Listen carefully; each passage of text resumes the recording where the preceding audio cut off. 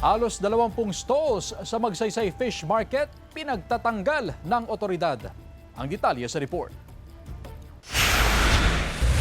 Malawakang clearing operation ang isinagawa ng mga opisyal ng Barangay 1, katuwang ang lokal na pamahalaan sa Magsaysay Fish Market. Pinagtatanggal ang halos 20 stalls na itinayo ng mga tindera ng isda. Maging ang mga extension sa mga pwesto ay tinanggal din. Ngayon, yung mga naka-extend, pinaurong namin para sabihin, yung daanan para maluwang-luwang.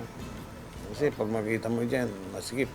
Saka dito, pinababawal ko yung dumaan dyan yung mga kariton dahil pag dinadaan, alam na masikip. Ipinagbabawal na rin ng otoridad ang pagdaan ng mga kariton sa bahagi ng Meles Fish Market. May mga itinalagang entry at exit point ang Barangay 1 na dadaanan ng mga kariton. Ito yung dinadaanan din ng mga truck na pumapasok sa Magsaysay Fish Market. Pinababawal ko yung dumaan dyan yung mga kariton dahil pag dinadaan, alam na masikip. Positibo ang tugon ng mga negosyante sa hakbang ito ng otoridad. Mas naging maaliwalas daw ang sitwasyon sa pamilihan at lumawak din ang daanan ng mga mamimili.